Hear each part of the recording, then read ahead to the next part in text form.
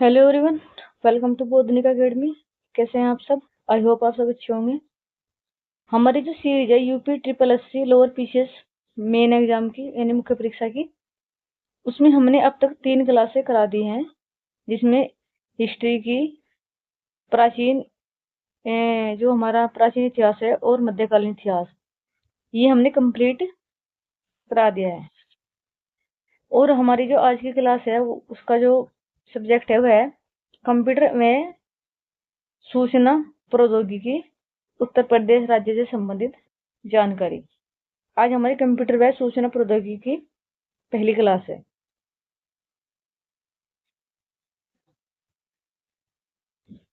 Computer व सूचना तकनीकी का इतिहास, ये इसका पहला टॉपिक है। परिचय व अनुप्रयोग।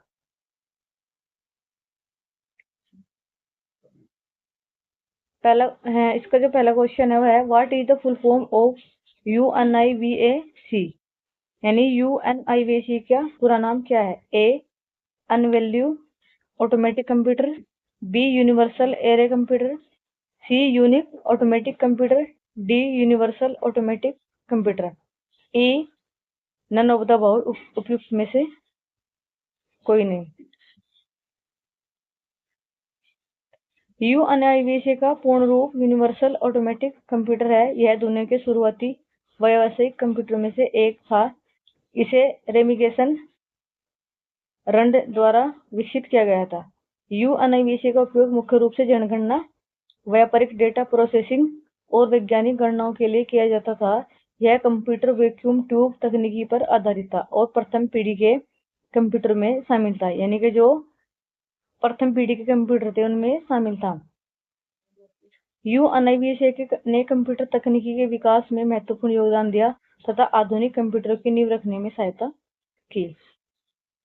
अब हमारा इसका दूसरा क्वेश्चन है, सूचना आदान प्रदान के लिए भारतीय लिपि कोड ISCII भारतीय भाषाओं के लिए निम्नलिखित में से कौन से कोड निरूपण का उपयोग करता है?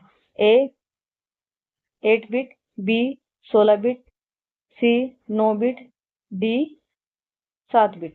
इसका जो सही आंसर वह है ए 8 बिट इसमें उपयोग करते हैं। हमारा अगला प्रश्न है, कंप्यूटर सिस्टम में अंकगणित तर्क इकाई ALU क्या काम करता है? कंप्यूटर सिस्टम में अंकगणित तर्क इकाई ALU क्या काम करता है? ए अंकगणित व और बुलियन लॉजिकल गणना करती है, बी डेटा के प्रभाव को नियंत्रण करती है, सी मेमोरी आवंटन का प्रबंध करती है, डी इनपुट और आउटपुट डिवाइस को जोड़ती है, ई उपयुक्त में से कोई नहीं। इसका सही आंसर है ए अंकगणित तर्क इकाई को ये कंप्यूटर इसका है ए अंकगणित तर्क इकाई ALU arithmetic logic unit computer system का एक महत्वपूर्ण हिस्सा है। यह यूनिट अंकगणितीय गणनाएं जैसे जोड़ घटाव गुणा भाग और बुलियन लॉजिकल गणनाएं जैसे AND और NOT नोट करती है। ALU प्रोसेसिंग का वह घटक है जो डेटा प्रोसेसिंग के केंद्र में होता है और यह CPU के निर्देशों को निष्पादित करने में सहायता करता है। हमारा अगला प्रश्न है, निम्नलिखित में से कौन सा विकासकर्ता प्रौद्योगिकी विकास के साथ सम्मिलित नहीं है? ए जॉन वान न्यूमैन, इसका जो विकास करता है इधर computer architect, B Alan Turing database management, C Jack Kilby integrated circuit technology, D Tim Berners-Lee world wide web technology, E उपयुक्त में से कोई नहीं। इसका जो सही आंसर है वह है ए एलन ड्यूरिंग। इन्होंने डेटा मैनेजमेंट का विकास नहीं किया था, इन्होंने किया था अग्रणी कंप्यूटर वैज्ञानिक एवं गणितज्ञ, यानी कि इन्होंने अग्रणी गणित कंप्यूटर वैज्ञानिक एवं गणितज्ञ इन्होंने इसका विकास किया था। अब है हमारा अगला प्रश्न, 1954 में इंटरनेशनल बिजनेस मशीन IBM ने जॉन बेक्स और उनकी टीम ने कौन सी प्रोग्रामिंग भाषा विकसित की थी? A COBOL, B FORTRAN, C B Unix, E none of the उपयुक्त में से कोई नहीं। इसका सही आंसर है बी। इन्होंने जो प्रोग्रामिंग भाषा विकसित की थी वह है फोर्टन रन। 1954 में इंटरनेशनल बिजनेस मशीन IBM के बेक्स और उनकी टीम ने फोर्टन प्रोग्राम भाषा विकसित किया। यह मुख्य रूप से वैज्ञानिक और इंजीनियरिंग गणनाओं के लिए बनाया गया था। पहला उच्च स्तरीय प्रोग्रामिंग भाषा थी ये वाली। हमारा अगला प्रश्न है, हेक्साडेसिमल संख्या प्रणाली का आधार क्या है? A 8, B 10, C 16, D 2 या उपयुक्त में से कोई नहीं। और इसका सही आंसर है C 16। हेक्साडेसिमल संख्या प्रणाली का आधार 16 है। यह ऐसी प्रणाली है जिसमें संख्याओं को दर्शाने के लिए 16 प्रतीकों का उपयोग करती है।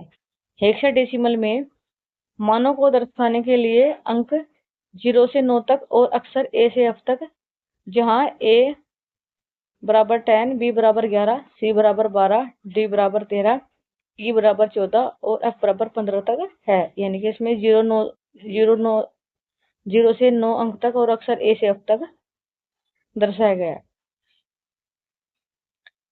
हमारा अगला क्वेश्चन है, पहला दूरसंचार उपकरण क्या था? A telephone, B telegraph, C computer, D television.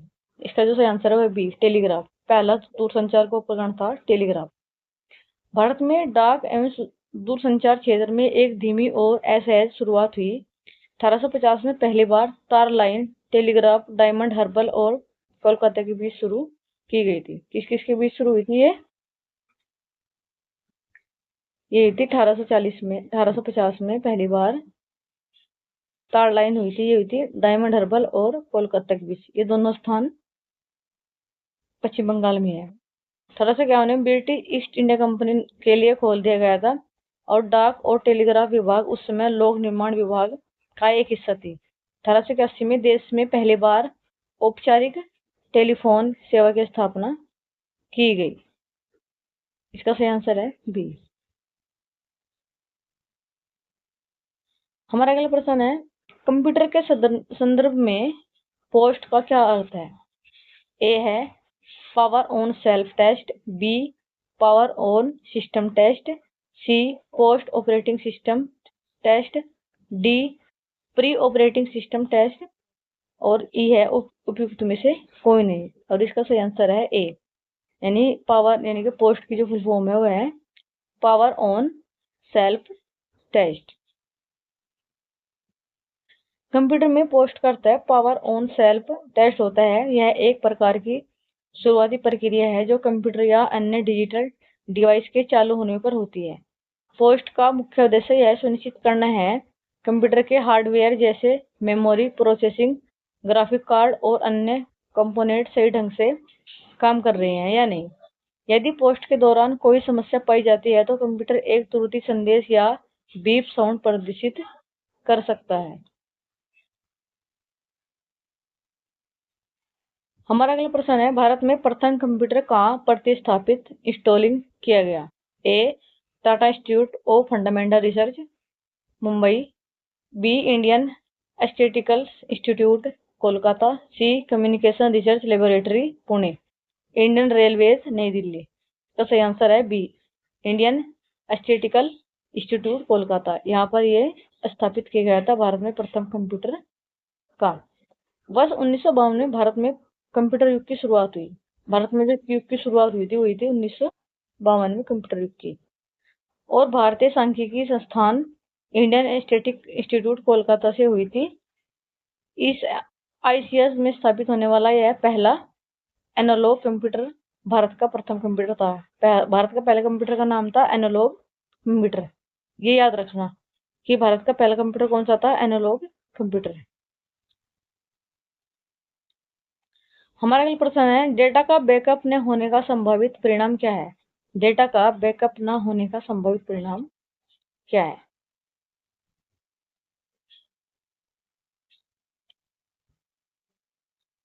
ए बेहतर ग्राफिक, बी कंप्यूटर की गति में वृद्धि, सी बेहतर internet connectivity, improve internet connectivity, D है डेटा हानि, डेटा लॉस और ई है उपयुक्त में से कोई नहीं। सही आंसर है इसका डी डेटा हानि। डेटा का बैकअप लेने का मतलब है अपने जरूरी डेटा की एक प्रतिलिपि या कॉपी किसी अन्य स्थान जैसे hard disk, hard drive, cloud store आदि पर सुरक्षित रखना, ताकि अगर मूल डेटा नष्ट हो जाए तो उसे पुनः प्राप्त किया जा सके। यदि बैकअप नहीं लिया गया और कंप्यूटर क्रैश हो जाए या हार्ड डिस्क खराब हो जाए, वायरस अटैक हो जाए, यानी कि वायरस है ये अटैक हो जाए, या गलती से कोई फाइल डिलीट हो जाए, तो उस स्थिति में सारा डेटा हमेशा के लिए खो सकता है। इसलिए बैकअप न लेने का सबसे बड़ा और संभावित परिणाम है डेटा हानि। हमारा अगला प्रश्न है, कैलकुलेटर किस प्रकार की कंप्यूटर कार्य पद्धति पर कार्य करता है? A hybrid computer, B analogue computer, C digital computer, D इनमें से कोई नहीं। इसका सही आंसर है डी डिजिटल कंप्यूटर। कैलकुलेटर करता है डिजिटल कंप्यूटर, कंप्यूटर की एक प्रकार के गणितीय गणना करता है। अगला प्रश्न है हमारा, भारत में निर्मित प्रथम सुपर कंप्यूटर का क्या नाम दिया गया? ए आकाश, बी परम, सी अर्जुन, डी सिद्धार्थ। भारत में निर्मित प्रथम सुपर कंप्यूटर को क्या नाम दिया गया था? उसका नाम दिया गया था परम। परम कंप्यूटर ये भारत का प्रथम सुपर कंप्यूटर है। परम 800 के नाम से है, परम 8000। यह 1991 में डी डेस्क द्वारा बनाया गया था। आदित्य भारतीय मौसम विभाग संस्थान पुणे द्वारा बनाया गया सुपर कंप्यूटर है। आदित्य भारतीय मौसम विभाग संस्थान पुणे द्वारा बनाया गया सुपर कंप्यूटर है। हमारा अगला प्रश्न है, कंप्यूटर की दूसरी पीढ़ी सेकंड जनरेशन किस दौरान देखी गई थी? ए 1940 से 1956, बी 1963 से 1972, सी 1956 से 1963 और डी 1973 से वर्तमान तक। इसका सही आंसर है सी 1956 से लेकर 1963 तक। कंप्यूटर की दूसरी पीढ़ी 1956 से 1963 के दौरान देखी गई थी। द्वितीय पीढ़ी के कंप्यूटर में निर्वात ट्यूब के स्थान पर हल्के और कम विद्युत खपत वाले ट्रांजिस्टर डिवाइस का प्रयोग किया गया। इसका आविष्कार जो किया था वो था आविष्कार किया था इसका सेकंड जो पीढ़ी थी ये विलियम शाकली, जॉन बर्डीन और वाटरल ब्रेटन, इन तीनों ने मिलकर इसका आविष्कार किया था। अब हमारा अगला प्रश्न, इनमें से वर्ष में तृतीय पीढ़ी के कंप्यूटर का प्रयोग शुरू हुआ था। इनमें से किस वर्ष से तृतीय पीढ़ी के कंप्यूटर का प्रयोग हुआ था? ए 1940 से 1956, बी 1965 से 1971, सी 1957 से 1962, डी 1973 से वर्तमान तक। इसका सही आंसर है बी 1965 से 1971 तक। तीसरी पीढ़ी के कंप्यूटर का उपयोग 1965 से 1971 के दौरान हुआ। तीसरी पीढ़ी के कंप्यूटर में एकीकृत परिपथ या आईसी का इस्तेमाल किया गया था। ये इसका सही आंसर है।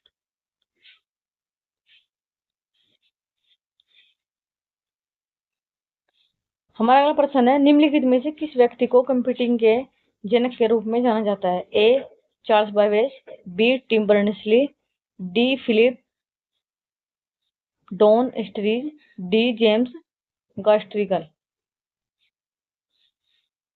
इसका सही आंसर है ए चार्ल्स बेबेज। इसको कंप्यूटर का जनक माना जाता है।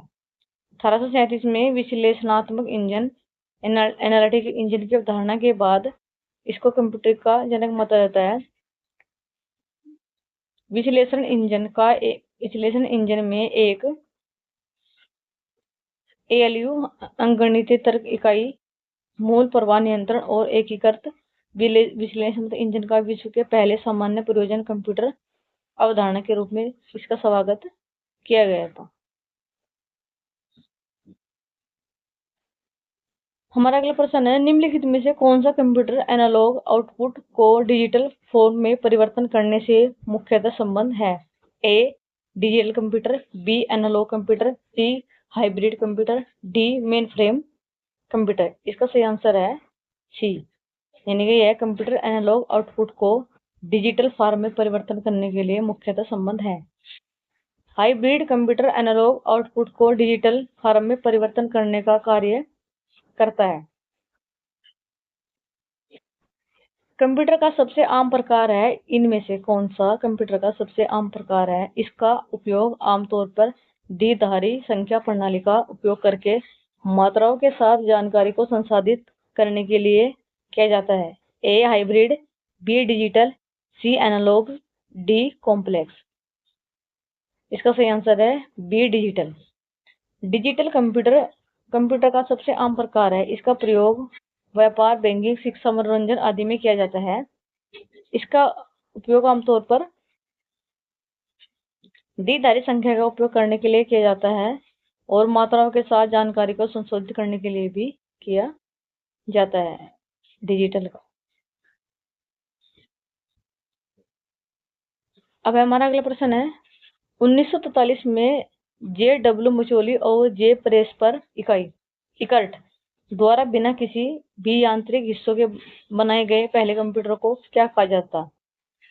ई ENIAC, B Mark first, C Mark two, D EDVAC. सही आंसर है इसका ई एनआईएसी, जो इन्होंने 1943 में कंप्यूटर बनाया गया था। ई एनआईएसी कंप्यूटर को डॉक्टर जे डब्ल्यू मचोली और जे प्रेसर इकर्ट द्वारा बिना किसी यांत्रिक हिस्सों के बनाया गया था। पहले कंप्यूटर इनेसी को electronic numerical integrator and computer 1943 में इस परियोजना की शुरुआत करने का अधिकार प्राप्त हुआ। इसकी फुल फॉर्म है। इस प्रोजेक्ट पीएक्स के लिए अमेरिका सरकार ने अनुदान किया और 1947 में आविष्कार पूरा हुआ।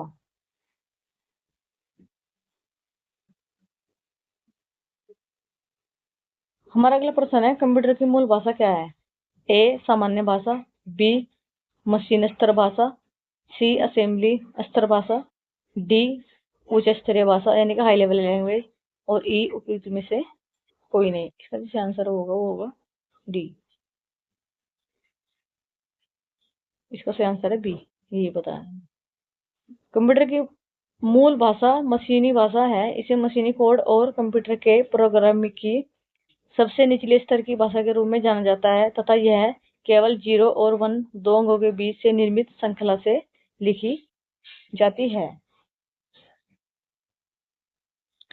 अब हमारा अगला प्रश्न, स्टोर्ड प्रोग्राम आर्किटेक्चर की अवधारणा जिसने आधुनिक कंप्यूटिंग को बहुत प्रभावित किया है, सबसे पहले निम्नलिखित में से किस अग्रदूत द्वारा व्यक्त की गई थी? A Grace Hopper, B John von Neumann, C Steve Jobs, D Bill Gates. या उपयुक्त में से कोई नहीं। इसका सही आंसर है B John von Neumann. Stored program architecture की अवधारणा सबसे पहले जॉन वॉन न्यूमैन ने प्रस्तावित की थी। इसे वॉन न्यूमैन आर्किटेक्चर के नाम से जाना जाता है। इस आर्किटेक्चर को प्रोग्राम और डेटा दोनों को कंप्यूटर की मेमोरी में स्टोर किया जाता है। यह आधुनिक कंप्यूटर के लिए एक बुनियादी ढांचा प्रदान करता है। अब हमारा अगला प्रश्न, निम्नलिखित में से कौन पांचवी पीढ़ी के कंप्यूटरों की नींव है? ए VVLSI, बी आर्टिफिशियल इंटेलिजेंस, सी ट्रांजिस्टर, डी वैक्यूम ट्यूब। इसका आंसर है बी आर्टिफिशियल इंटेलिजेंस। ये हमारी पांचवी पीढ़ी की कंप्यूटर नींव है। AI यानी कि आर्टिफिशियल इंटेलिजेंस पांचवी पीढ़ी के कंप्यूटरों की नींव है। पांचवी पीढ़ी में बने कंप्यूटर को लॉजिक प्रोग्रामिंग और मैसिवली पैरेलल कंप्यूटिंग की मदद से बनाया गया था। कंप्यूटर की यह पीढ़ी समानांतर प्रोसेसिंग हार्डवेयर और AI आर्टिफिशियल इंटेलिजेंस सॉफ्टवेयर पर आधारित है। AI के कुछ एग्जांपल है जैसे जेमिनी, चैट जीपीटी, क्रोक, ये सारे आदि हैं। ये सारे टूल हैं, ये AI से संबंधित हैं। हमारा अगला प्रश्न है, पहले यांत्रिक कैलकुलेटर को क्या कहा जाता था? A Galileo, B calculator, C Pascaline, D operate. इसका सही आंसर है पास्कलाइन। पहले यांत्रिक कैलकुलेटर को पास्कलाइन कहा जाता था, जो 1642 ईस्वी में ब्लेक पास्कल द्वारा आविष्कार किया गया था। इसका आविष्कार किया गया था 1642 में ब्लेक पास्कल द्वारा इसका आविष्कार किया गया था। यह डिवाइस अंकगणितीय कार्यों को सुगम बनाने के लिए डिजाइन किया गया था।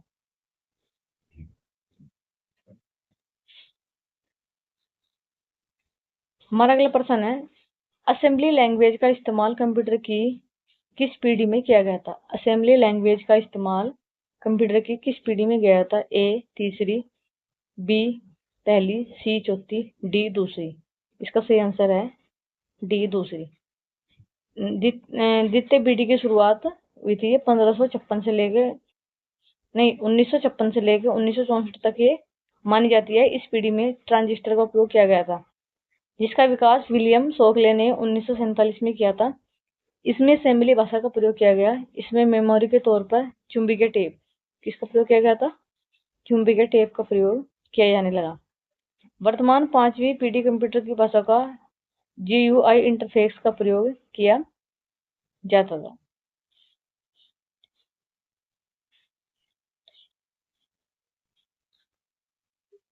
हमारा अगला प्रश्न है, निम्नलिखित में से कौन सा ऑपरेशन के आधार पर कंप्यूटर का एक प्रकार नहीं है?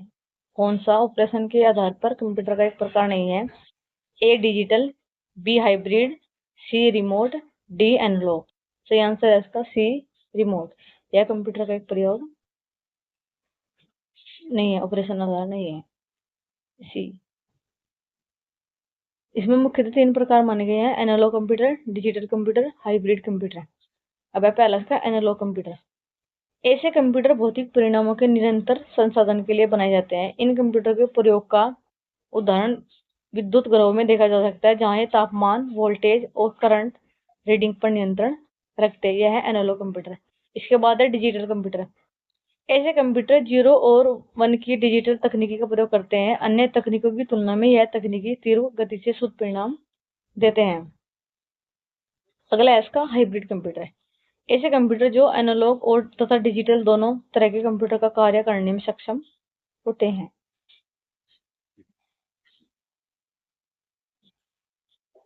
अब हमारा अगला प्रश्न है इसमें, किसे आधुनिक कंप्यूटर का जनक माना जाता है?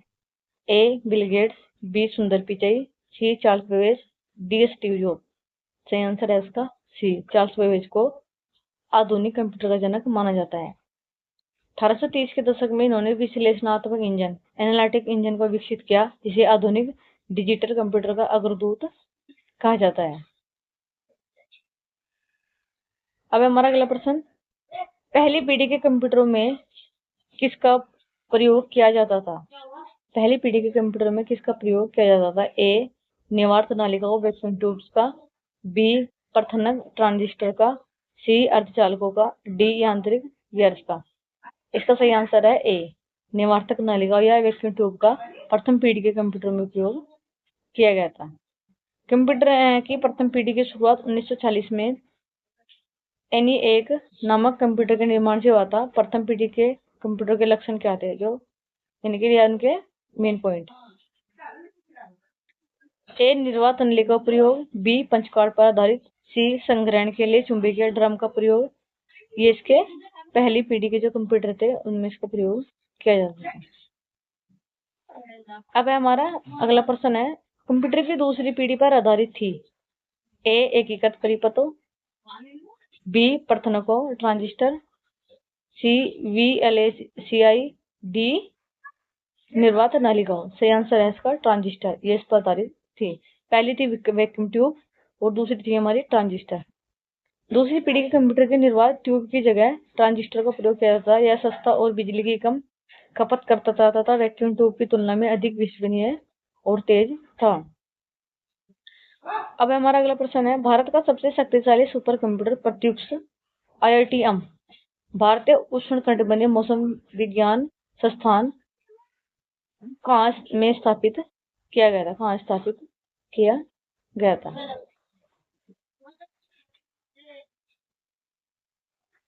इसका ए हैदराबाद, बी रुड़की, सी कानपुर, डी पुणे। इसका सही आंसर है डी पुणे में। भारत का शक्तिशाली सुपर कंप्यूटर प्रत्युष IITM भारतीय उष्ण कटिबंधीय मौसम विज्ञान संस्थान पुणे में संस्थापित किया गया था। प्रत्युष भारत का सबसे तेज कंप्यूटर था। इस सुपर कंप्यूटर की हाई परफॉर्मर कंप्यूटिंग क्षमता 6.8 पेटा फ्लॉप्स थी, जो मात्र 1 सेकंड में कई अरब गणनाएं कर सकता था। हमारा अगला प्रश्न है, निम्नलिखित में से कौन एक 2018 में स्थापित भारत का सबसे तेज कंप्यूटर है? ए आदित्य, बी सहर्ष-T, सी TIFR क्रे एक्स, सी 30, डी प्रत्यूष। इसका सही आंसर है डी प्रत्यूष। प्रश्न काल के समय प्रत्यूष भारत का सबसे तेज कंप्यूटर था। Pratyush Indian Institute of Tropical Meteorology Pune और National Centre for Medium Range Weather Forecast Noida में सफल होने वाला सुपर कंप्यूटर है।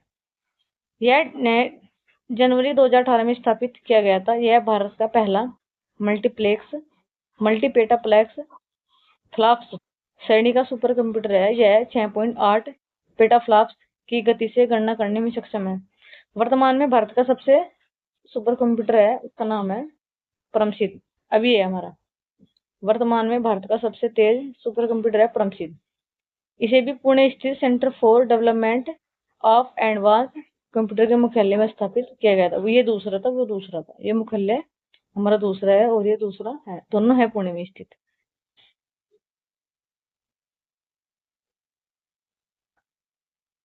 अगला प्रश्न है हमारा, कौन इच्छानुसार डेटा को स्टोर, प्रोसेस और पुनः प्राप्त कर सकता है? ए टाइपराइटर, बी टेब, सी मॉनिटरिंग, डी कंप्यूटर।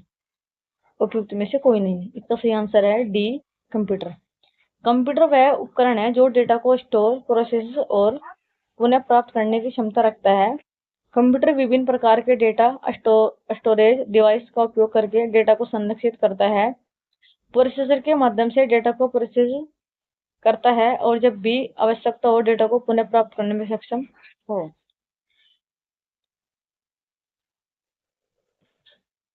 अब हमारा अगला प्रश्न, कंप्यूटर का जनक कौन है? A John Bog, B Alan Turing, C Blaise Pascal, C Charles Babbage. उपयुक्त में से कौन है? इसका सही आंसर है डी। चार्ल्स बेबेज को कंप्यूटर का जनक कहा जाता है। यह 19वीं सदी में पहले मैकेनिकल कंप्यूटर या एनालिटिकल इंजन की कल्पना करने का डिजाइन किया गया था।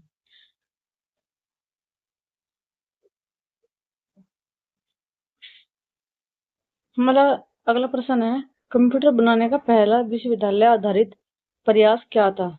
ए स्टैनफोर्ड विश्वविद्यालय, बी हार्वर्ड विश्वविद्यालय, सी आयोवा स्टेट विश्वविद्यालय, डी पेंसिल्वेनिया विश्वविद्यालय। सही आंसर है इसका सी। आयोवा स्टेट विश्वविद्यालय में जॉन विसेंट एस्टनसॉफ और उसके छात्र किलफोर्ड बेरी द्वारा पहला इलेक्ट्रॉनिक डिजिटल कंप्यूटर, जिसे एनसाफार्ड बेरी कंप्यूटर कहा जाता है 1937 से 1942 के बीच बनाया गया। यह पहला प्रयास था जो पूरी तरह से इलेक्ट्रॉनिक और डिजिटल था और बाद में कंप्यूटर प्रौद्योगिकी के विकास में इसका योगदान ऐतिहासिक साबित हुआ।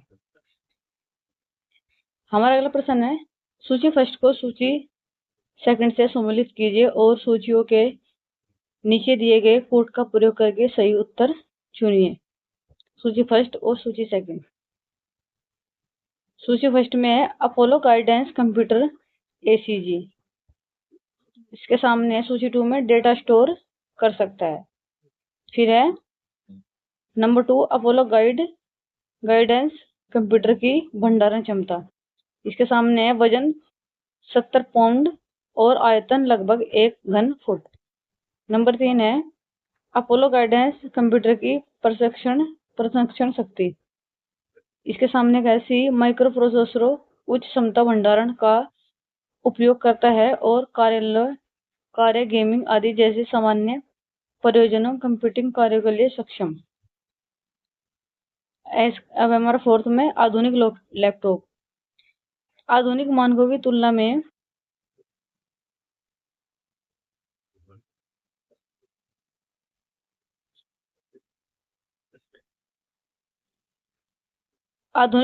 तुलना में बहुत सीमित प्रशिक्षण शक्ति थी, जिसे बीट और क्लॉक स्पीड में मापा जाता था। और इसका सही आंसर है बी। पहला है इसका, सूची फर्स्ट को सूची सेकंड से मिलान कीजिए। अपोलो गाइडेंस कंप्यूटर, इसका सही है, सामने है। वजन 70 पाउंड और आयतन लगभग 1 घन फुट। फिर है 2, अपोलो गाइडेंस कंप्यूटर की भंडारण क्षमता थी 64 केबी डेटा स्टोर कर सकता है, यानी कि 64 केबी डेटा स्टोर कर सकता है। नंबर 3, अपोलो गाइडेंस कंप्यूटर की प्रशिक्षण शक्ति, इसका है आधुनिक मानकों की तुलना में बहुत सीमित प्रशिक्षण शक्ति थी, जिसे बिट्स और क्लाउड स्पीड में मापा जाता था। फिर है नंबर 4, आधुनिक लैपटॉप, माइक्रो प्रोसेसर उच्च क्षमता भंडारण का उपयोग करता है और कार्य गेमिंग आदि जैसे अन्य सामान्य प्रयोजन कंप्यूटिंग कार्यों के लिए सक्षम है। हमारा अगला प्रश्न है, डिजिटल रूप में सूचना संग्रहित करने के लिए किस उपकरण का उपयोग किया जाता है? ए पाठ्यपुस्तक, बी टाइपराइटर, सी व्हाइट बोर्ड, डी लैपटॉप या ई उपयुक्त में से किन है? तो इसका सही आंसर है डी लैपटॉप। डिजिटल रूप में सूचना संग्रहित करने का अर्थ है जानकारी को इलेक्ट्रॉनिक रूप में संग्रहित करना, जिसे कंप्यूटर या अन्य डिजिटल उपकरणों से पढ़ा, बदला और साझा किया जा सकता है। पाठ्यपुस्तक, यह एक भौतिक वस्तु है जिसमें सूचना छपी होती है, न कि डिजिटल रूप से संग्रहित। टाइपराइटर, यह एक मैकेनिकल डिवाइस है जो कागज पर अक्षर छापता है, इसे भी डिजिटल डेटा संग्रहण नहीं होता है। इसके बाद है व्हाइट बोर्ड, इस पर जानकारी अस्थायी रूप से हाथ से लिखी जाती है।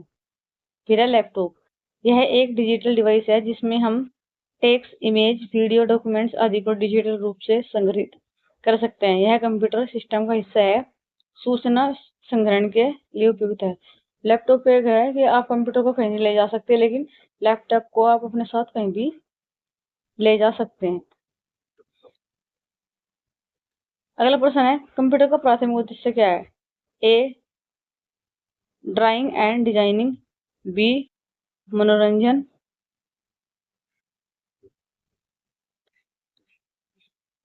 सी गेमी, डी है डेटा का भंडारण, प्रशिक्षण और पुनर्प्राप्ति। ई उपयुक्त में से कोई नहीं। सही आंसर है इसका डी, डेटा का भंडारण, प्रशिक्षण, प्रसंस्करण और पुनर्प्राप्ति।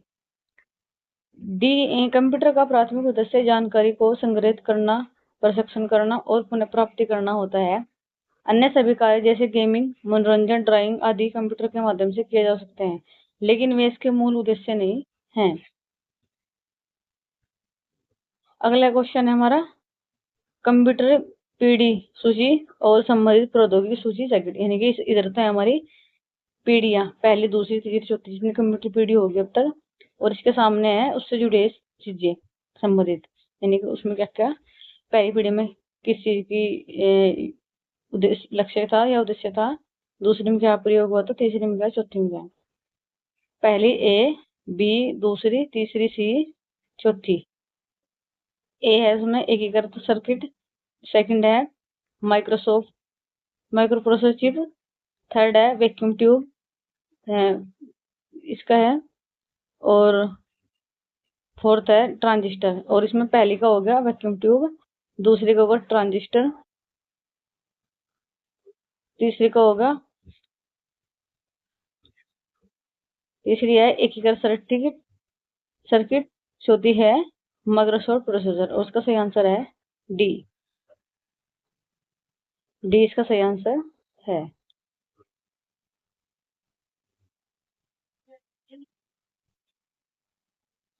अब इसका मिलान कीजिए।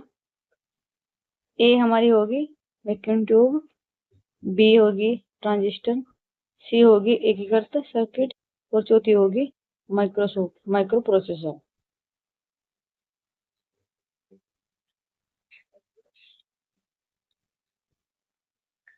हमारा अगला प्रश्न है, कौन से कंप्यूटर वास्तविक संख्याओं से निपटते हैं और समस्या का उत्तर गिनती करके प्राप्त किया जाता है? A digital, B low speed, C analogue, D high speed, ई उपयुक्त में कोई नहीं।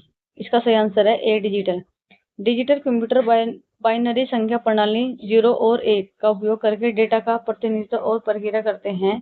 वे गणना और लॉजिकल ऑपरेशन का प्रयोग करके समस्या का समाधान प्राप्त करते हैं, जबकि एनालॉग कंप्यूटर निरंतर डेटा को मापने और प्रक्रिया क्या करने के लिए उपयोग किए जाते हैं और वे वोल्टेज या अन्य निरंतर मानकों का उपयोग करते हैं। अगला प्रश्न है हमारा, पहली पीढ़ी के कंप्यूटर के में इस्तेमाल किए जाने वाली मुख्य मेमोरी डिवाइस क्या थी? यानी कि जो कंप्यूटर की पहली पीढ़ी थी उसकी मुख्य मेमोरी क्या थी? ए ट्रांजिस्टर मेमोरी, बी चुंबकीय डिस्क, सी एकीकृत सर्किट, डी चुंबकीय ड्रम और ई है उपयुक्त में से कोई नहीं। इसका सही आंसर है डी चुंबकीय ड्रम। पहली पीढ़ी के कंप्यूटर मुख्य मेमोरी डिवाइस के रूप में चुंबकीय ड्रम का उपयोग किया जाता था। इन कंप्यूटरों की सर्किटरी में वैक्यूम ट्यूब का इस्तेमाल होता था, लेकिन डेटा स्टोर करने के लिए चुंबकीय ड्रम को मुख्य मेमोरी के रूप में अपनाया गया था। हमारा अगला क्वेश्चन है, कंप्यूटर सिस्टम के दो मुख्य घटक क्या हैं? ए मेमोरी और storage, B hardware and software, D processor and network, D input और आउटपुट, ई उपयुक्त में से कोई नहीं। इसका सही आंसर है बी हार्डवेयर और सॉफ्टवेयर, ये मुख्य घटक हैं। कंप्यूटर के दो मुख्य घटक हैं, हार्डवेयर सॉफ्टवेयर। हार्डवेयर वह भौतिक उपकरण जिन्हें हम छू सकते हैं, जैसे सीपीयू, कीबोर्ड, मॉनिटर। इनको क्या कर सकते हैं हम? छू सकते हैं हाथ से। फिर है सॉफ्टवेयर, इसमें ऑपरेटिंग सिस्टम हो, फिर वेब ब्राउजर होता है, यानी कि जिससे साइट खोलते हैं। एक तो ड्राइव में हम अपने डाटा वगैरह रख सकते हैं ड्राइव में।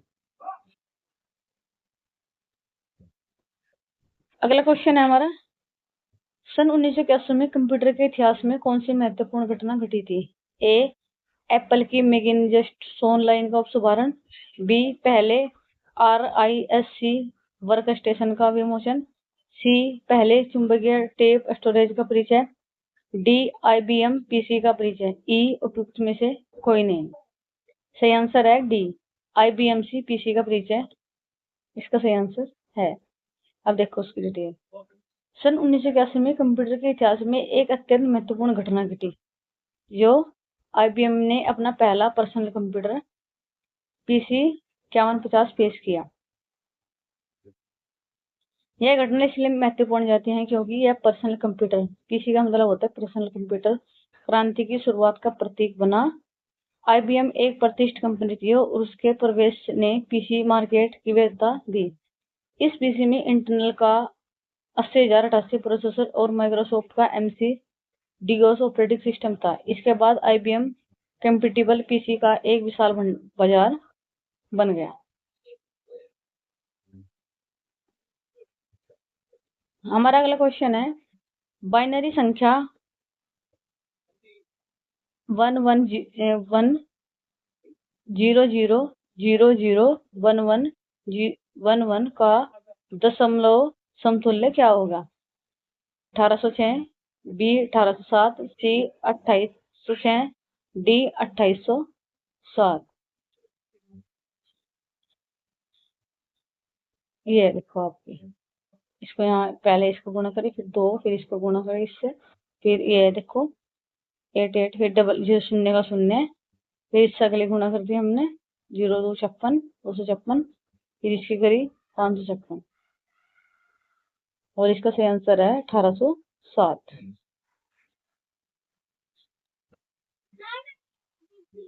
हमारा अगला प्रश्न है, बाइनरी संख्या 10 11 का दशमलव समतुल्य क्या होगा? ए 8, बी 9, सी 11, डी 15। अब देख लो उसका, 1 गुणा 2 प्लस 1 गुणा 2 स्क्वायर प्लस 0 गुणा 2 2 प्लस 1 गुणा 2 3, ए का 1, 2 का 2 प्लस ए, और इसका होगा हमारा 0 वाले का 2 2, 2 दूनी 4 4 दूनी 8, और इसका होगा फिर हमारा प्लस 2 दूनी 4 4 दूनी 8। ठीक है,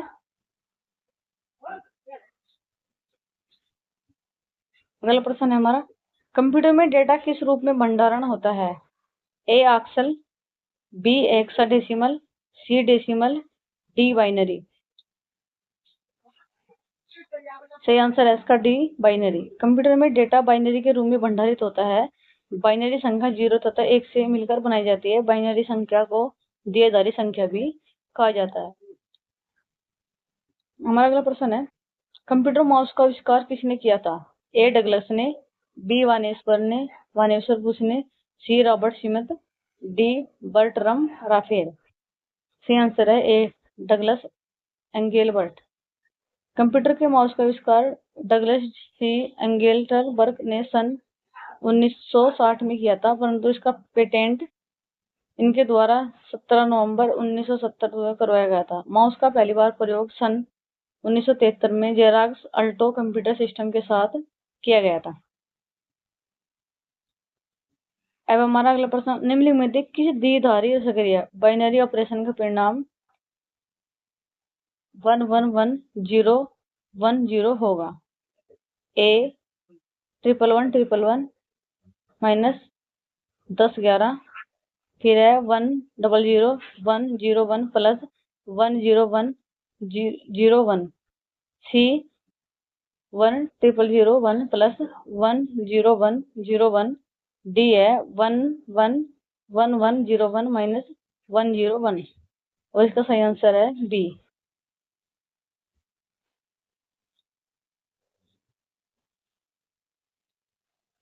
हमारा अगला प्रश्न है, निम्नलिखित में से कौन सी द्विआधारी सक्रिया परिणाम स्वरूप 10 10 11 देगा? इस प्रश्न में सभी संख्याएं द्विआधारी संख्या में हैं।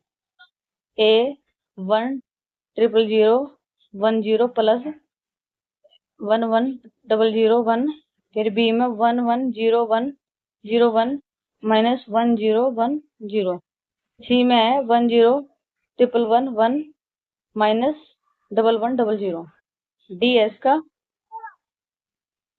1000101 प्लस 1010। सही आंसर है इसका बी।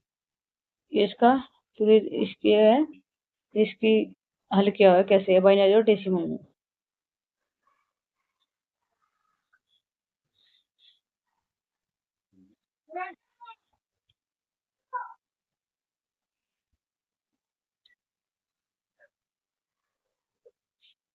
अगला प्रश्न है, निम्न में से कौन सा बाइनरी संख्या प्रणाली का उदाहरण है?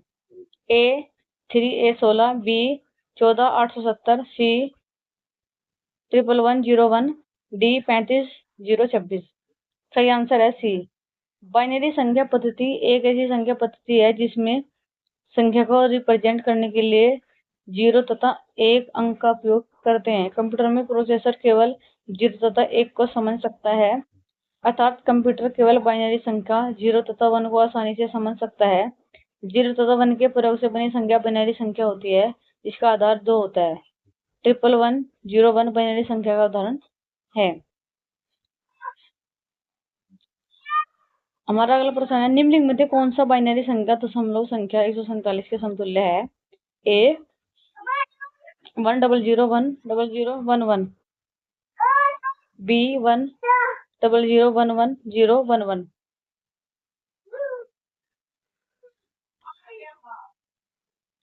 सी है 10110011, डी है 1000111। सही आंसर है इसका ए। हमारा अगला प्रश्न है, बाइनरी संख्या प्रणाली को यह भी कहते हैं बेस, ए हो गया बेस 2 संख्या प्रणाली, बी बेस 8 संख्या प्रणाली, सी बेस 16 संख्या प्रणाली, डी बेस 10 संख्या प्रणाली। सही आंसर है इसका ए, यानी कि बाइनरी संख्या को बेस 2 संख्या प्रणाली कहते हैं। इनमें 2 अंक होते हैं, 0 और 1 से बनी संख्या होती है। बाइनरी संख्या का बेस 2 होता है क्योंकि इसमें 2 ही अंक शामिल होते हैं। प्रत्येक बाइनरी अंक को बिट कहा जाता है। कंप्यूटर अथवा मशीन सिर्फ इन्हीं 2 अंकों को समझती है। अगला प्रश्न है हमारी, बाइनरी नंबर प्रणाली में प्रयुक्त किए जाने वाले विशिष्ट प्रतीकों की संख्या सही संख्या क्या है? ए 16, बी 10, सी 8, डी 2। तो इसकी संख्या भी बताई थी ऊपर, वह 2। बाइनरी संख्या पद्धति एक ऐसी संख्या पद्धति है जिसमें संख्या को रिप्रेजेंट करने के लिए 0 तथा 1 अंक का उपयोग करते हैं। कंप्यूटर में प्रोसेसर केवल बाइनरी संख्या को आसानी से समझ सकता है। 0 तथा 1 के प्रयोग से बनी संख्या बाइनरी संख्या है जिसका बेस 2 होता है। अगला प्रश्न है हमारा, सभी 26 अक्षरों, 10 प्रतीक और 10 संख्याओं को एनकोड करने के लिए कितने बिट की आवश्यकता होती है? ए 6, बी 5, सी 3, डी 2। सही आंसर है इसका 6। कुल आइटम को एनकोड करने के लिए आवश्यक बिट की संख्या निकालने के लिए एन की वैल्यू पता करते हैं। 2n कुल आइटमों की संख्या दिया गया है। कुल आइटम 26 हैं। अक्सर 10 प्रतीक और 10वीं संख्या। 26 10 10 कितने हो गए? 40 40 40 यानी कि यहाँ पर हो गया 2 स्क्वायर, फिर होगा 64 यानी कि फिर 40। तो यहाँ है एन का मान होगा 6, इसलिए 6 बिट की आवश्यकता होती है। हमारा अगला प्रश्न है, डी मॉर्गन का द्वितीय प्रमेय कहता है कि एक NAND गेट पर एक बबल्ड गेट के तुल्य क्या होता है? A XAND, B AND, C OR, D XOR या उपयुक्त में से कोई नहीं। सही आंसर है इसका C OR। डी मॉर्गन का द्वितीय प्रमेय कहता है कि एक NAND गेट एक बल्ब OR गेट के समतुल्य है। अतः प्रमेय के अनुसार A पॉइंट B बराबर A प्लस B। जबकि डी मॉर्गन का पहला प्रमेय कहता है कि एक NOR gate bubbled AND gate के बराबर है। अतः प्रमेय के अनुसार A प्लस B बराबर A पॉइंट B भी होता है। हमारा अगला प्रश्न है, संख्या 00 00 11 11 00 10 11 01 का AS कॉम्प्लीमेंट पूरक क्या है? A 11 11 00 00 11 01 00 10। B है 11 11 00 00 00 10 11 01। फिर है C 1 0 1 फिर 00 फिर 1 फिर 0 10 10 11 00। D है 11 11 11 00 10 10 11 00। E है उपयुक्त में से कोई नहीं। सही आंसर है इसका A। हमारा अगला प्रश्न है, सेंट्रल प्रोसेसिंग यूनिट यानी जिसको CPU की मूल संगणना इकाई को क्या कहते हैं? A core, B processor, C RAM हो गया,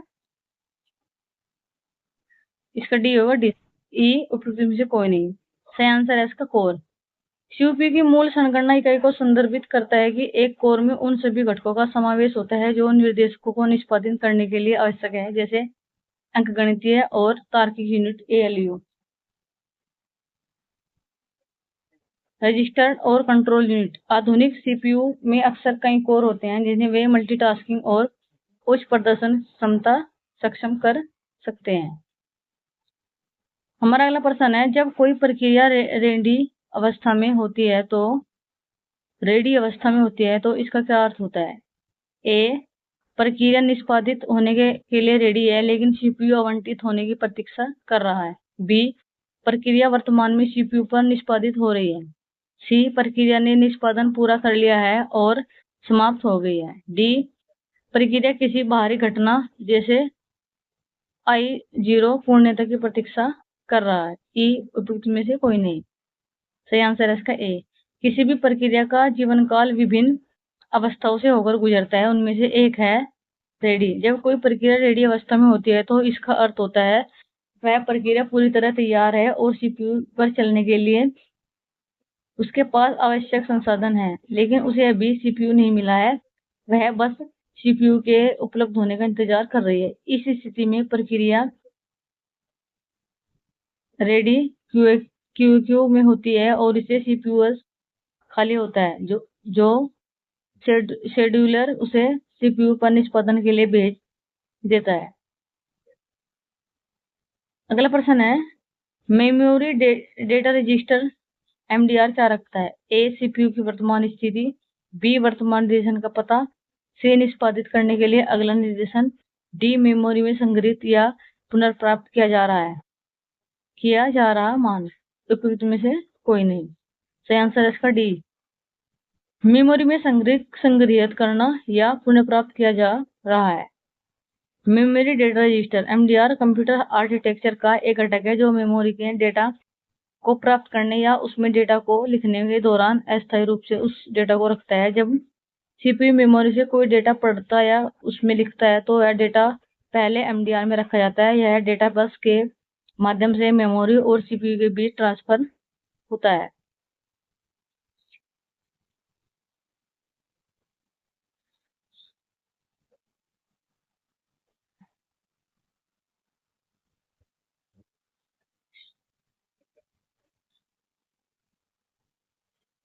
अगला टॉपिक है हमारा इंटरनेट एवं वर्ल्ड वाइड वेब, डब्ल्यू का इतिहास, परिचय एवं अनुप्रयोग।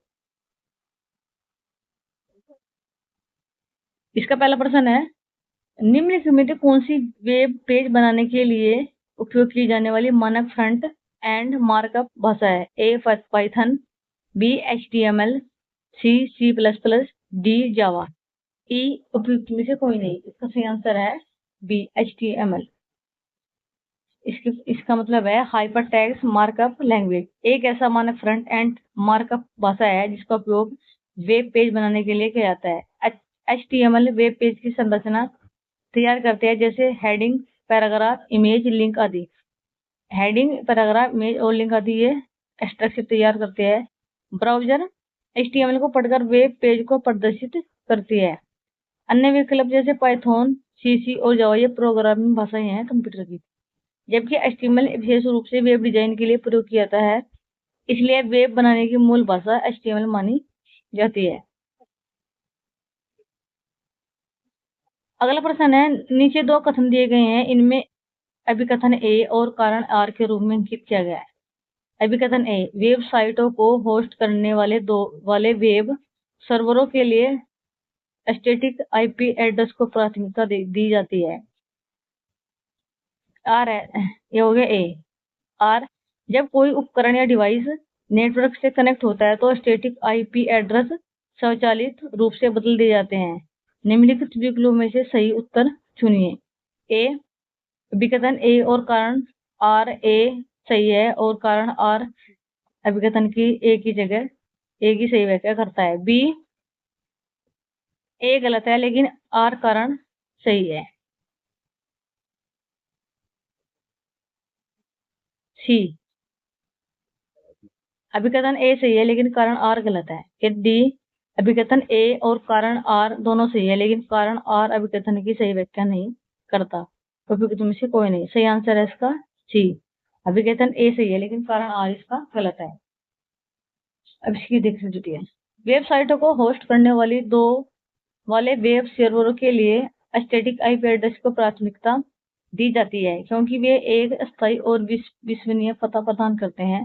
जब कोई उपकरण डिवाइस नेटवर्क से कनेक्ट होता है तो स्टैटिक IP एड्रेस स्वचालित रूप से नहीं बदलते। इसके विपरीत डायनामिक IP एड्रेस बदलते हैं। अथवा अभिकथन ए सही है और लेकिन कारण आर गलत है। हमारा अगला प्रश्न है, निम्नलिखित में से किस प्रोटोकॉल द्वारा वर्ल्ड वाइड वेब में पहुंच सकते हैं? HTTP, SMTP, सी SLIP। उपयुक्त में से कोई नहीं। सही आंसर है इसका ए, HTTP। Hyper text transfer protocol का प्रयोग WW वर्ल्ड वाइड वेब द्वारा किया जाता है। इसका प्रयोग मैसेज को एक कंप्यूटर से दूसरे कंप्यूटर भेजने के लिए किया जाता है। अब देखो प्रश्न नंबर 4 है इसका, इंटरनेट सेवा और उसका प्रोटोकॉल। ईमेल का है ईमेल, फिर newsgroup, C internet telephone, D chat state messaging. Protocol में ए फर्स्ट है VoIP, सेकंड है SMTP या POP3 या IMAP, थर्ड है NNTP, फोर है IRC। इसका सही आंसर है सी, सही आंसर है इसका सी।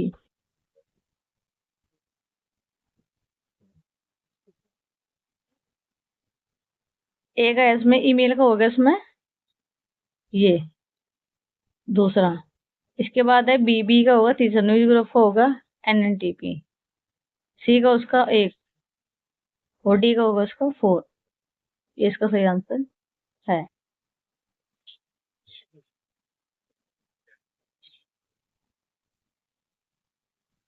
हमारा अगला प्रश्न है, निम्नलिखित में से कौन सा ब्रॉडबैंड इंटरनेट कनेक्शन का सही प्रकार नहीं है? ए DCL, बी सैटेलाइट, सी डायल-अप, डी फाइबर ऑप्टिकल। उपयुक्त में से कोई नहीं। सही आंसर है इसका सी डायल-अप।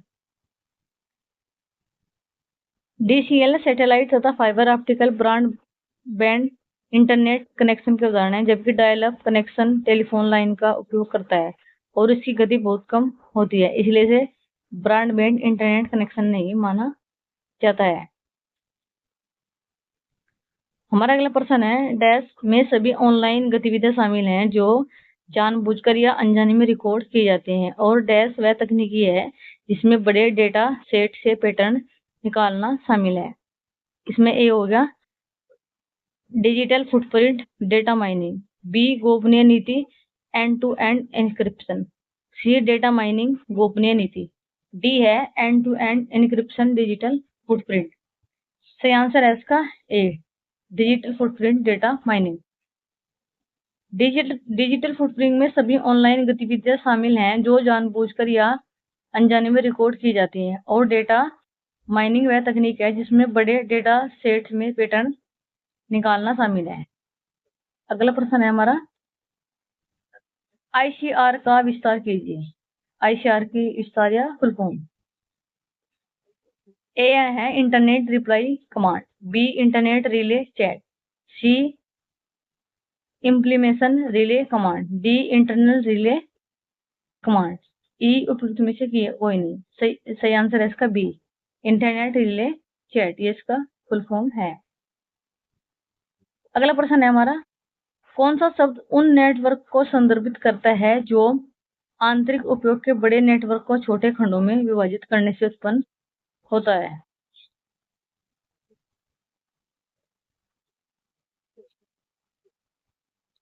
ए एड्रेस स्पेस, बी सबनेट, सी प्रीफिक्स, डी डोमेन, ई उपयुक्त में से कोई नहीं। सही आंसर है इसका बी सबनेट। कंप्यूटिंग नेटवर्किंग में सबनेट या सबनेटिंग वह तकनीक है जिसके द्वारा एक बड़े नेटवर्क को छोटे छोटे भागों में विभाजित किया जाता है। इन छोटे नेटवर्कों को सब नेटवर्किंग कहा जाता है। सबनेटिंग का मुख्य उद्देश्य नेटवर्क को अधिक सुरक्षित, कुशल और व्यवस्थित बनाना है। अगला प्रश्न है हमारा, निम्नलिखित शब्दों का उनके विवरण से मिलान करें। कॉलम ए शब्द, कॉलम बी उसका विवरण। ए में है हमारा AT and T long lines, B S में RBOCs regional Bell operating company, C MFJ modified final judgement, D है LATA local access and transport area.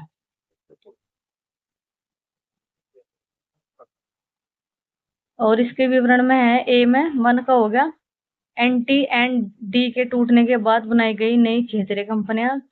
Second होगा इसका टूटने के बाद लंबी दूरी की टेलीफोन सेवाएं प्रदान करने की।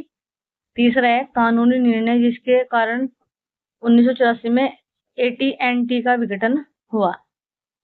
और फोर्थ है इसका स्थानीय बनाम लंबी दूरी टेलीफोन की सेवा को विनियमित करने के लिए बनाए गए भौगोलिक विभाजन। सही आंसर है इसका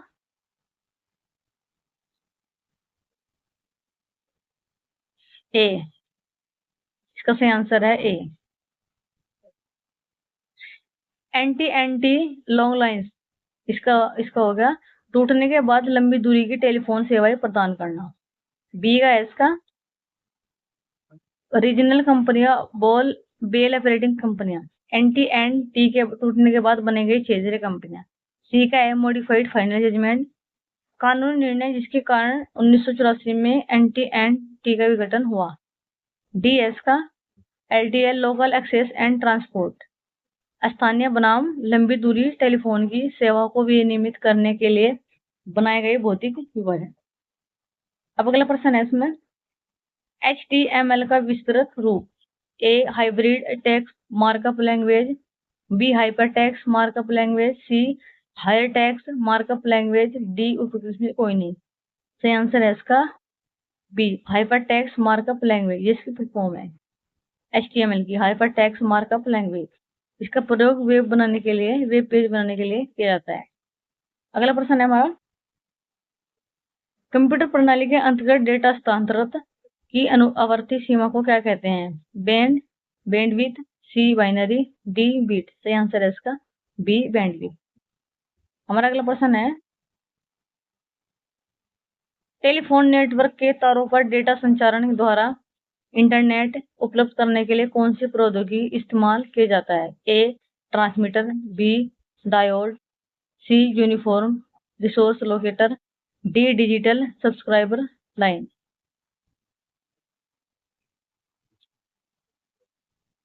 सही आंसर है इसका डी। टेलीफोन नेटवर्क के तारों से डेटा संचारण द्वारा इंटरनेट उपलब्ध कराने के लिए डिजिटल सब्सक्राइबर लाइन DCL प्रौद्योगिकी का इस्तेमाल किया जाता है। फिर प्रश्न नंबर 13, निम्नलिखित में से कंप्यूटर नेटवर्क में क्या अद्वितीय नहीं होता? ए IP पता, बी कंप्यूटर का नाम, सी वर्क ग्रुप का नाम, डी है सभी। सही आंसर है इसका सी वर्क ग्रुप का नाम, ये अद्वितीय श्रेणी में नहीं होता। IP पता, IP एड्रेस, कंप्यूटर का नाम दोनों ही अद्वितीय होते हैं। IP एड्रेस नेटवर्क पर उपयुक्त मुख्य प्रोटोकॉल है जो इंटरनेट पर संचार स्थापित करने के लिए प्रयोग होता है। वर्क ग्रुप का नाम अद्वितीय नहीं होता। अगला प्रश्न है, ए कुकी ये क्या है?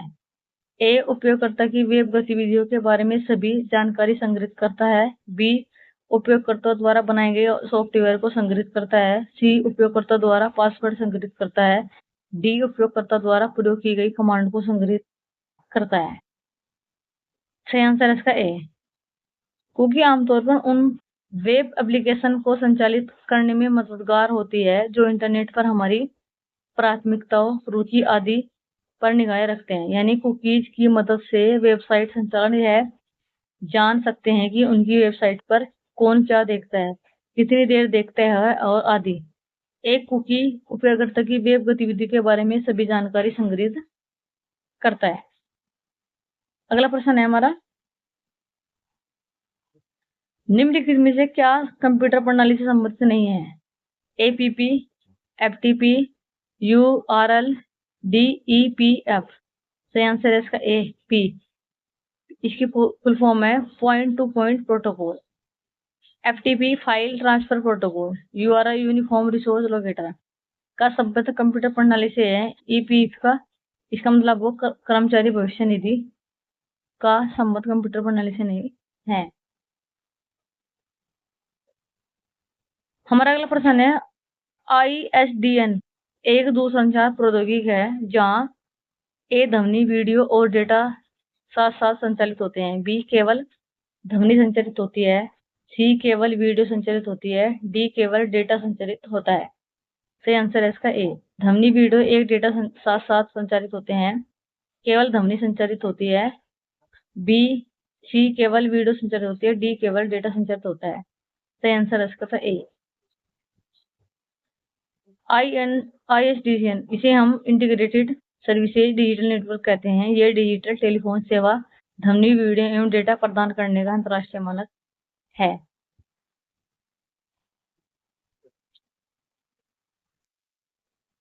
हमारा अगला प्रश्न है, निम्नलिखित में से कौन सा एक उपाय नहीं है जिससे एक वायरस आपको कंप्यूटर को संक्रमित कर सकता है? ए अन्य उपयोगकर्ताओं के साथ संगीत, संचिकाएं, फाइल्स या छवियां साझा करना, बी प्रलेख और PDF संचिकाएं, फाइल्स बनाना, सी है स्पैम ईमेल या ईमेल संलग्न खोलना। संलग्न का मतलब होता है कंप्यूटर संलग्न, ये कंप्यूटर का हिंदी नाम है।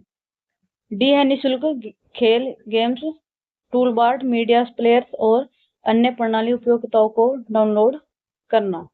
सही आंसर है इसका बी। डॉक्यूमेंट्स और PDF फाइल बनाने पर कोई भी वायरस आपके कंप्यूटर को संक्रमित नहीं कर सकता, जबकि अन्य विकल्पों में वायरस से संक्रमित होने का खतरा रहता है। हमारा अगला प्रश्न है, निम्न में से कौन सा वेब ब्राउज़र नहीं है? A Google, B Firefox, Mozilla, C Microsoft Edge, D Netscape Navigator. सही आंसर है इसका ए, गूगल। वेब ब्राउज़र एक सॉफ्टवेयर प्रोग्राम है जो ब्राउज़र्स मुख्य रूप से इंटरनेट पर वेबसाइट को प्रदर्शित करता है और उन्हें एक्सेस करने के लिए उपयोग किया जाता है। साथ ही अन्य सामग्री जैसे हाइपरटेक्स्ट मार्कअप लैंग्वेज और एक्सटेंसिबल मार्कअप भाषा जैसे भाषाओं का उपयोग करता है। Firefox, Mozilla, Microsoft Edge, nest, क्वेव नेविगेटर, यूएस ब्राउज़र एक्ट, ये सभी वेब ब्राउज़र है। जबकि गूगल एक क्या है, ये सर्च इंजन है जिसको हम सर्च कोई भी वेबसाइट या कुछ भी डालकर सर्च करते हैं। हमारा अगला प्रश्न है ई कॉमर्स, ई लर्निंग, ई बैंकिंग, एम कॉमर्स आदि निम्नलिखित में से कौन सी सेवाएं हैं? ए व्यापार सेवाएं, बी उपभोक्ता सेवाएं, सी इंटरनेट सेवाएं, डी ई सेवाएं। सही आंसर है इसका ई सेवाएं, इकोनॉमी सर्विस। ई कॉमर्स का अर्थ है ना, ये है इसका ई का मतलब इलेक्ट्रॉनिक होता है, इलेक्ट्रॉनिक कॉमर्स है वाणिज्य के सभी कार्यों को इलेक्ट्रॉनिक की मदद से करना या इंटरनेट पर व्यापार करना। इंटरनेट के विकास ने कॉमर्स को आसान बना दिया है। इलेक्ट्रॉनिक की सहायता से दी जाने वाली सेवाएं ई कॉमर्स, ई बैंकिंग, एम कॉमर्स आदि ई सेवाएं हैं। हमारा अगला प्रश्न है ऑप्टिकल फाइबर के काम करने के पीछे निम्नलिखित में से कौन सा वैज्ञानिक सिद्धांत उपयुक्त है? ए प्रकाश का कुल आंतरिक प्रतिबिंब, बी प्रकाश का कुल बाहरी प्रतिबिंब, सी प्रकाश का कुल आंतरिक अपवर्तन, डी प्रकाश का कुल बाह्य अपवर्तन। सही आंसर है इसका ए प्रकाश का कुल आंतरिक प्रतिबिंब। ऑप्टिकल फाइबर संचारण की एक ऐसी प्रणाली है जिसमें सूचनाओं की जानकारी एक स्थान से दूसरे स्थान में ऑप्टिकल फाइबर के माध्यम से प्रकाश बिंदुओं के रूप में भेजी जाती है। यह प्रकाश के पूर्ण आंतरिक प्रतिबिंब के सिद्धांत पर कार्य करता है। अगला प्रश्न है हमारा किसी भी दिए गए समय पर नेटवर्क पर प्रेषित किया जा सकने वाला डेटा की मात्रा का माप है। ए कैश, बी कैलिबर, सी बैज, डी बैंडविड्थ। सही आंसर है इसका बैंडविड्थ। बैंडविड्थ किसी दिए गए समय से नेटवर्क पर प्रेषित किए जा सकने वाला डेटा की माप है। बैंडविड्थ को 20 सेकंड में मापा जाता है। बैंडविड्थ अधिक होने से बेहतर कम्युनिकेशन संभव हो पाता है क्योंकि अधिक बैंडविड्थ अधिक डेटा प्रोसेस करता है।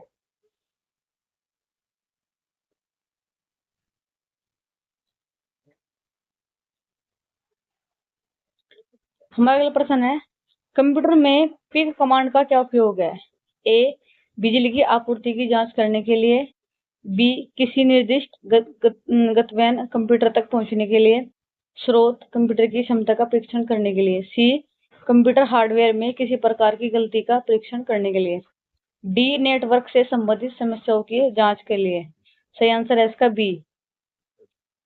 पिंग एक कंप्यूटर नेटवर्क सॉफ्टवेयर है जो यह पता लगाता है कि कोई कंप्यूटर किसी इंटरनेट प्रोटोकॉल तक पहुंच पा रहा है या नहीं।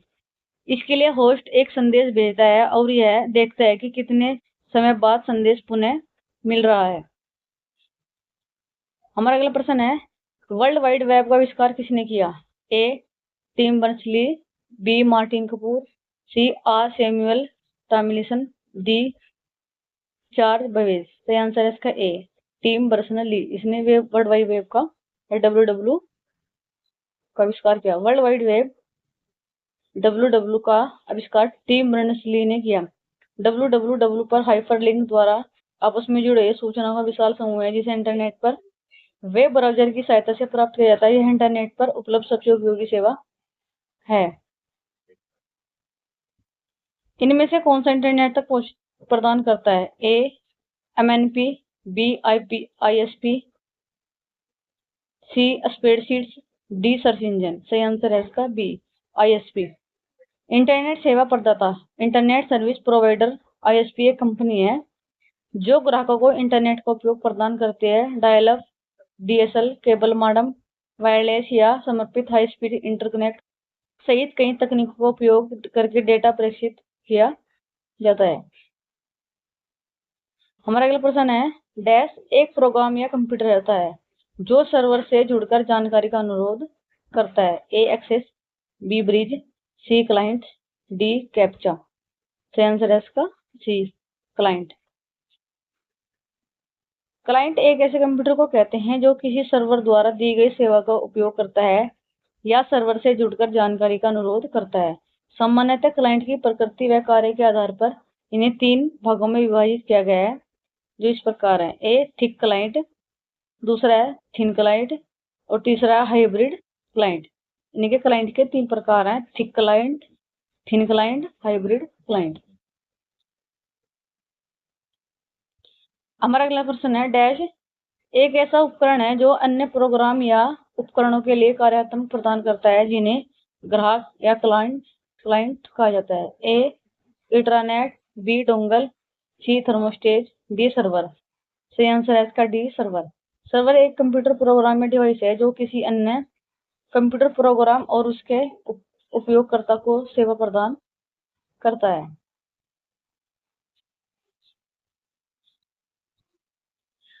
हमारा अगला प्रश्न है डैश एक भौतिक संस्थान जैसे भवन, कार्यालय या घर के एक साथ जुड़े उपकरणों का एक संग्रह है। यह छोटा सा या बड़ा हो सकता है जिसमें एक उपयोगकर्ता के साथ एक गृह संजाल, होम नेटवर्क से लेकर एक कार्यालय या विश्वविद्यालय में हजारों उपयोगकर्ता और उपकरणों के साथ उद्यम संजाल, एंटरप्राइज नेटवर्क हो सकता है। ए है लैन, बी है वैन, सी है मैन, डी है क्लाउड। सही आंसर है ए। इसका मतलब होता है लोकल एरिया नेटवर्क, यानी जो हमारे आसपास का क्षेत्र हो। जैसे इसका नेटवर्क होता है सीमित क्षेत्र में, जैसे जैसे हमारा घर होगा, स्कूल होगा, भवन होगा, प्रयोगशाला या कोई भी ऑफिस होता है, ये है आपस में कनेक्ट करता है कंप्यूटर जितने भी होते हैं। वैन का मतलब होता है वाइड एरिया नेटवर्क।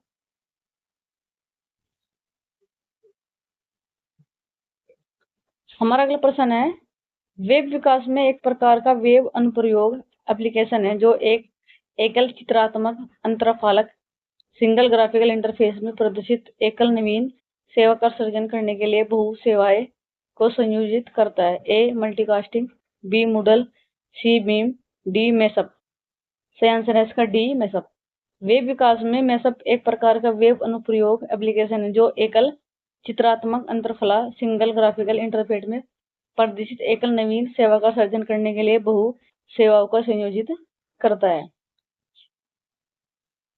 हमारा अगला प्रश्न है क्रॉलिंग, इंडेक्सिंग और रैंकिंग शब्द किससे संबंधित है। ए धोखाधड़ी यानी इसे फिशिंग बोलते हैं, ज्यादातर इसका यूज फिशिंग वर्ड का यूज ज्यादा करते हैं। खोली इंजन, इसे सर्च इंजन बोलते हैं, खोजी इंजन। सी है विचार को, इसको बोलते हैं ब्राउजर। डी इंटरनेट सेवाएं। और इसमें जो है शब्द क्रॉलिंग, इंडेक्सिंग और रैंकिंग, ये इसका संबंध है बी से, सर्च इंजन से। क्रॉलिंग, इंडेक्सिंग और सर्चिंग ये सर्च इंजन से संबंधित है। अगला प्रश्न है स्टार टोपोलॉजी में कंप्यूटर को संयोजित करने के लिए निम्नलिखित में से किस उपकरण का उपयोग किया जाता है। ए हब का, बी रिपीटर का, सी ब्रिज का, डी राउटर का। सही आंसर है इसका ए हब। स्टार टोपोलॉजी नेटवर्क में एक केंद्रीय कनेक्शन बिंदु होता है जिसे हब नोड कहा जाता है। इसी से कंप्यूटर को संयोजित किया जाता है, संयोजित मतलब जोड़ा जाता है। पूरा नेटवर्क इसी केंद्रीय नोड पर निर्भर करता है। यदि केंद्रीय नोड फेल हो जाए तो पूरा नेटवर्क कार्य करना बंद कर देता है, यानी कि अगर ये फेल हो जाए तो ये फिर नेटवर्क है वो कार्य नहीं करता। अगला प्रश्न है एडीएसएल डैश डेटा दरों को अंतिम प्रयोक्ता में से केंद्रीय कार्यालय स्थल तक उपगामी दिशा की अपेक्षा केंद्रीय कार्यस्थल से अंतिम प्रयोक्ता तक अधोगामी दिशा में प्रदान करता है। ए उच्चतर, बी निम्नतर, सी बराबर, डी उच्चतर या निम्नतर। प्रदाता और डेटा संरचना परिणाम ट्रैफिक या पर निर्भर करता है।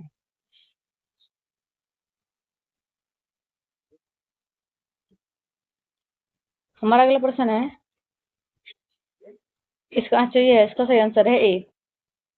एसीमेट्रिक डिजिटल सब्सक्राइबर लाइन एक प्रकार का डिजिटल सब्सक्राइबर लाइन तकनीक है जो पारंपरिक वॉयस मॉडेम की तुलना में कॉपर टेलीफोन लाइनों पर तेजी से डेटा ट्रांसमिशन को सक्षम बनाती है।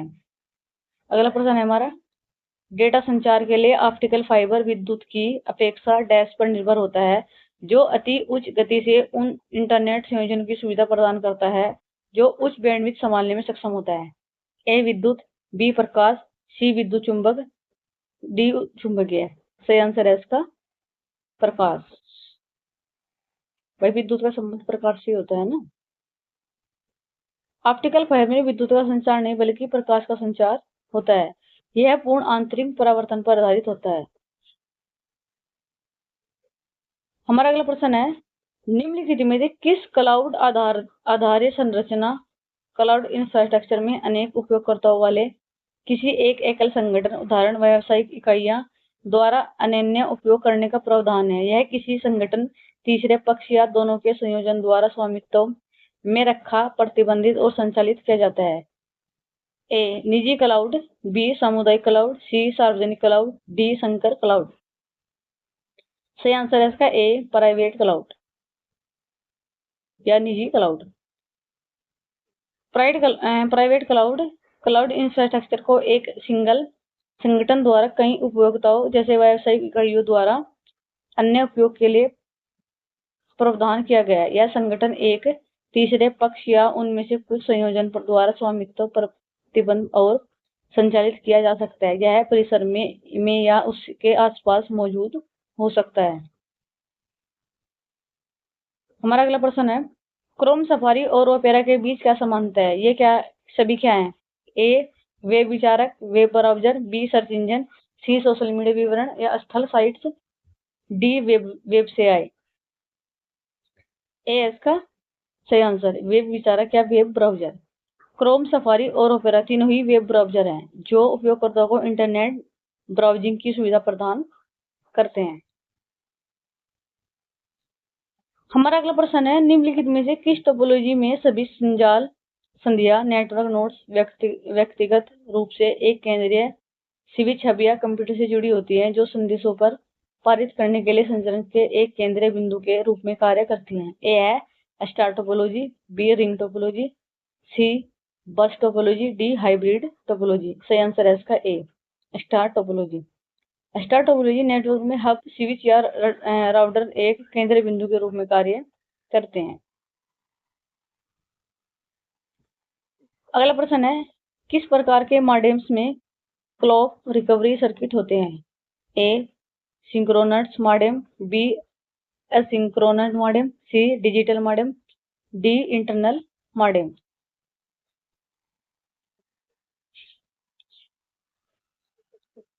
सही आंसर है इसका ए सिंक्रोनस मॉडेम डेटा के साथ क्लॉक सिग्नल भेजते हैं। डेटा से क्लॉक सिग्नल को पुनर्प्राप्ति करने के लिए आवश्यक अतिरिक्त सर्किटरी के कारण एसिंक्रोनस मॉडेम की तुलना में अधिक महंगा होता है। सिंक्रोनस प्रोटोकॉल के कुछ उदाहरण हैं एक्स मॉडेम, वाई मॉडेम और जेड मॉडेम। हमारा अगला प्रश्न देखिए, निम्न में से कौन सी निम्न पावर लोकल एरिया वायरलेस संचार तकनीक है? A Bluetooth, B voice max, C Ethernet, D cellular network. जो इसका है हमारा वो इथरनेट। यह निम्न पावर लोकल एरिया वायरलेस संचार तकनीकी है। इथरनेट लोकल एरिया नेटवर्क पर कार्य करने वाली वायरलेस संचार तकनीक है। इसकी विकल्पना 1973 में बॉब रॉबर्ट, इसकी जो विकल्पना या इसका जो विकास किया था वो 1973 में बॉब रॉबर्ट मेडफॉफ ने की थी।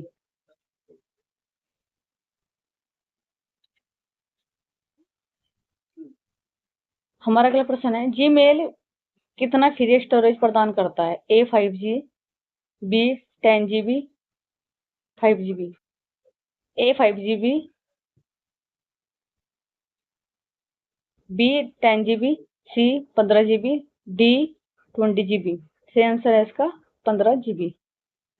प्रत्येक गूगल अकाउंट में 15GB फ्री स्टोरेज क्षमता होती है। इसमें गूगल ड्राइव, जीमेल तथा गूगल फोटो द्वारा आपस में साझा किया जाता है। हमारा अगला प्रश्न है, संक्षिप्त का URL का क्या अर्थ है, यानी इसका फुल फॉर्म क्या है। इसका ए है यूनिक रिसोर्स लोकेटर, बी है uniform resource locator, C uniform resource line, D universal resource locator. ज्यादातर इस तरह के क्वेश्चन पूछ जाते हैं और इनको फुल फॉर्म पूछ लेते हैं। सही आंसर है इसका बी, यूनिफॉर्म रिसोर्स लोकेटर। यह URL इंटरनेट पर उपलब्ध किसी भी तरह के रिसोर्स या संसाधन का यूनिक पता, यूनिक एड्रेस होता है। URL को वेब एड्रेस भी कहते हैं। ये भी इम्पोर्टेंट है, यहाँ से इसको वेब एड्रेस भी कहते हैं।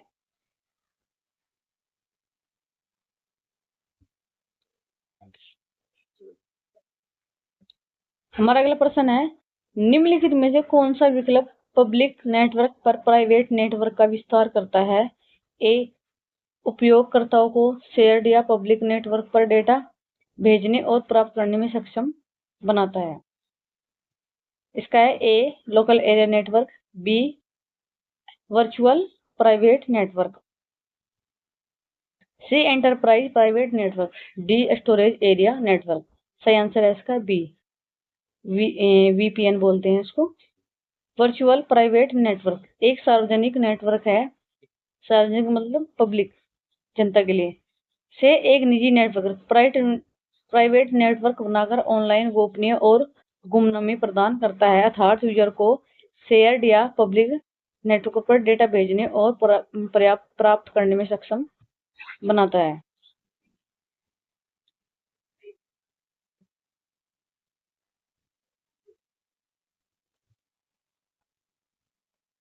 अगला प्रश्न है, निम्न में से क्या वायरलेस संचार की गुणवत्ता को प्रभावित नहीं करता।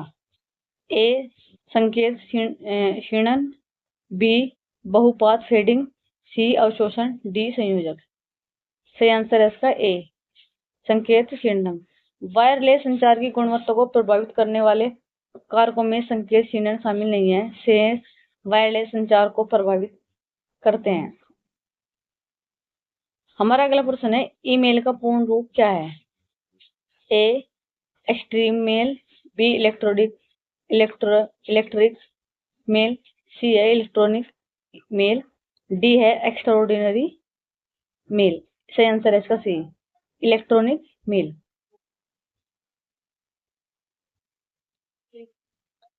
हमारा अगला प्रश्न है, निम्नलिखित में से कौन सा सॉफ्टवेयर प्रोग्राम इंटरनेट उपयोगकर्ताओं को देश के बाहरी वेबसाइटों तक पहुंचने, नेविगेट करने और खोज करने में सक्षम बनाता है। ए, कुकी, बी, फायरवॉल, सी, ब्राउजर, डी, डेटाबेस। सही आंसर है इसका सी, ब्राउजर एक सॉफ्टवेयर प्रोग्राम है जिसका उपयोग वर्ल्ड वाइड वेब पर उपलब्ध जानकारी की खोज करने, पुनः प्राप्त करने और नेविगेशन करने के लिए किया जाता है। Browser open system interconnect model के एप्लीकेशन लेयर पर काम करता है। जब कोई उपयोगकर्ता किसी विशेष वेबसाइट से वेब पेज का अनुरोध करता है तो वेब ब्राउजर प्राप्त करता है और उपयोगकर्ता के पेज पर प्रदर्शित करता है। पहला लोकप्रिय वेब ब्राउजर मोज़ेक था।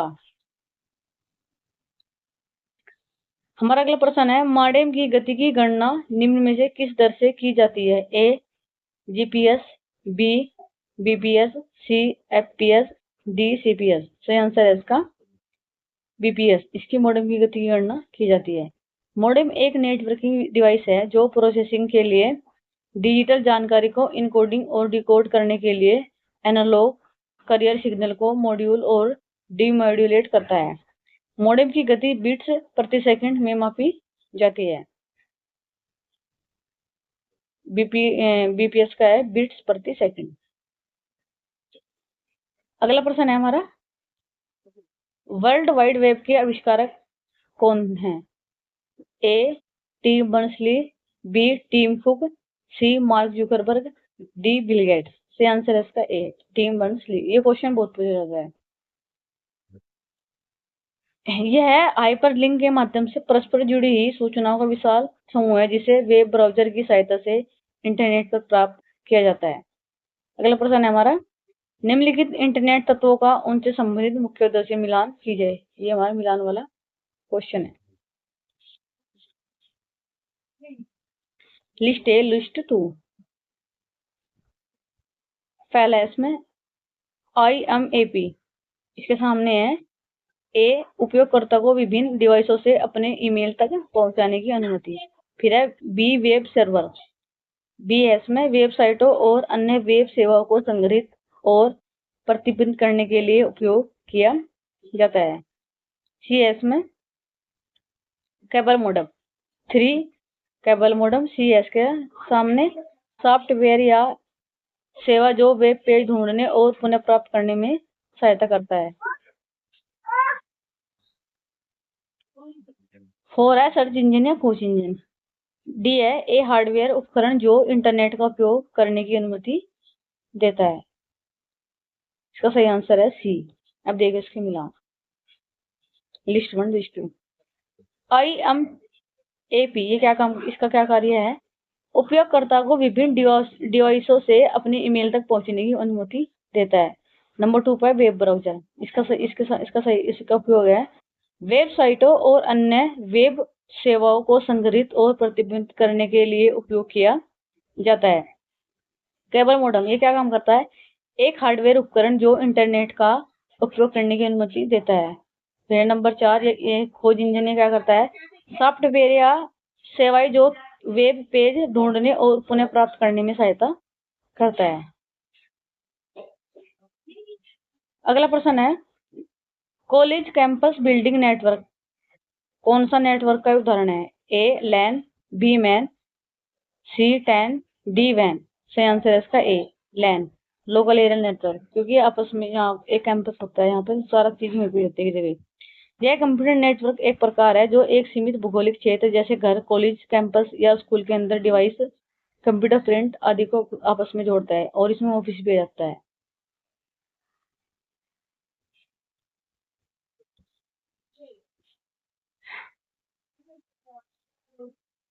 हमारा अगला प्रश्न है निम्न में से कौन सा मोबाइल डिवाइस से कंपेटिबल टीवी या मॉनिटर पर सीमलेस स्क्रीन शेयरिंग को सक्षम बनाता है? A, Bluetooth LE।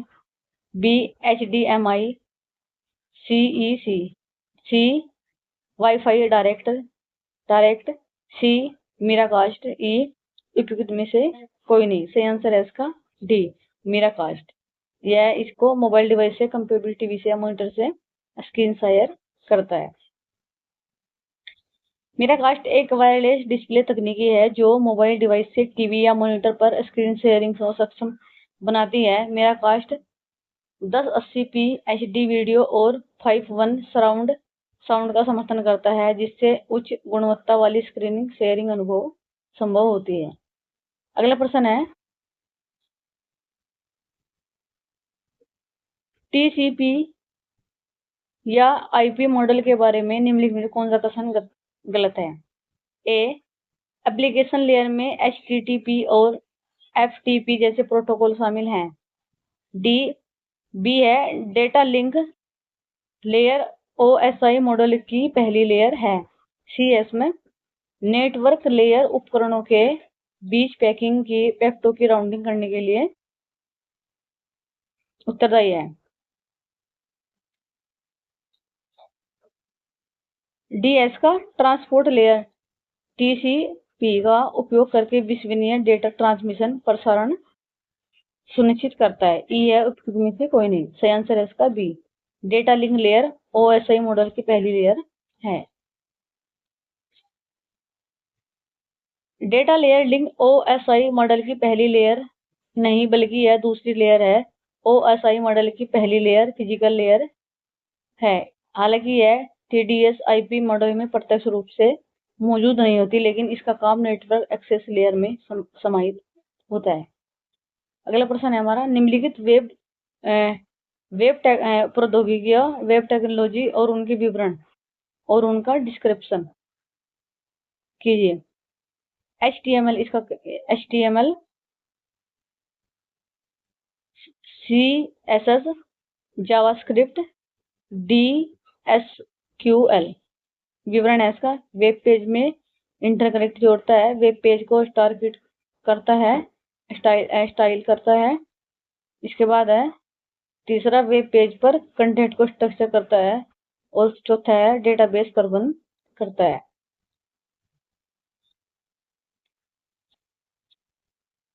सही आंसर है इसका डी।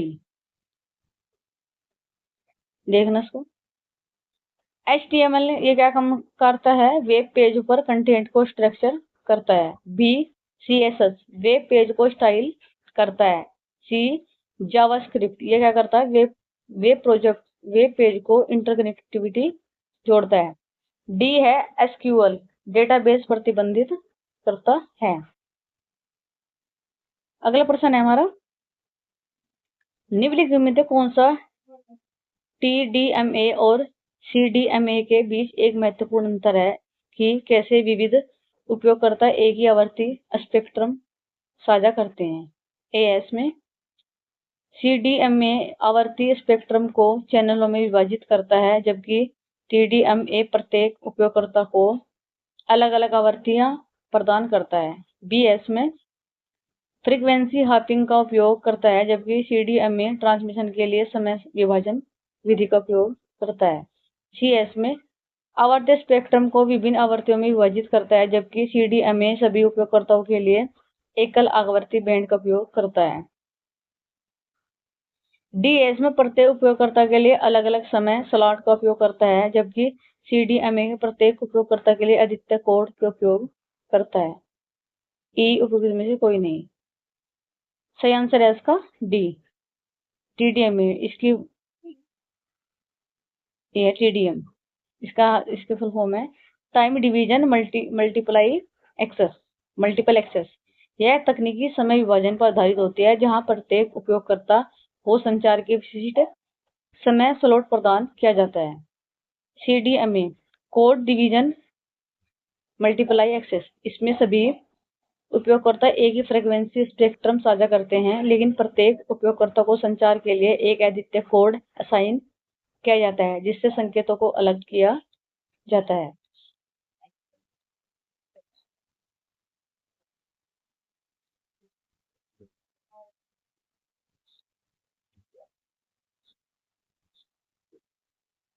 ओके, हो गया तुम। अगला प्रश्न है हमारा, HTT और HTTPS के बारे में निम्नलिखित में से कौन सा कथन सत्य है? ए पहला है इसका, क्लाइंट और सर्वर के बीच आदान प्रदान करने के डेटा को एन्क्रिप्ट करता है। दूसरा है HTTP की तुलना में कम सुरक्षित एन्क्रिप्शन प्रदान करता है। तीसरा है इसका, HTTPS SSL और TLS प्रोटोकॉल का उपयोग करता है। 4 HTTP और HTTPS को बिना जोखिम के एक दूसरे के स्थान पर उपयोग किया जाता है। AS का पहला दूसरा चौथा, BS का पहला दूसरा तीसरा चौथा, CS का पहला दूसरा तीसरा, DS का पहला और तीसरा, ES का उपयुक्त में से कोई नहीं। सही आंसर है इसका डी, पहला और तीसरा। पहला तीसरा इसका सत्य है। HTTP का मतलब, इसका मतलब होता है hyper text transfer protocol secure. Client और सर्वर डेटा को SSL या TLS प्रोटोकॉल का उपयोग करके इंक्रिप्ट करता है, जिससे डेटा को सुरक्षित रूप में ट्रांसफर किया जा सके। HTTP बिल्कुल भी एन्क्रिप्ट प्रदान नहीं करता, जबकि HTTPS एन्क्रिप्ट और सुरक्षित होती है। HTTP और HTTPS आपस में सीधे परिवर्तनशील नहीं होते, क्योंकि HTTP असुरक्षित होता है और इसे HTTPS में बदलने के लिए अंतरित कॉन्फ़िगरेशन एवं SSL TLS की आवश्यकता होती है। हमारा अगला प्रश्न है, इनका मिलान करना है, column 1 column A column B। पहला इसमें ARPNA ARPANET, फिर है दूसरा है इथरनेट, तीसरा है रे टर्मिनल, फिर चौथा है टिम बर्नल ली। कॉलम बी है, इसमें ए है 1991 में वर्ल्ड वाइड वेब की अवधारणा विकसित की।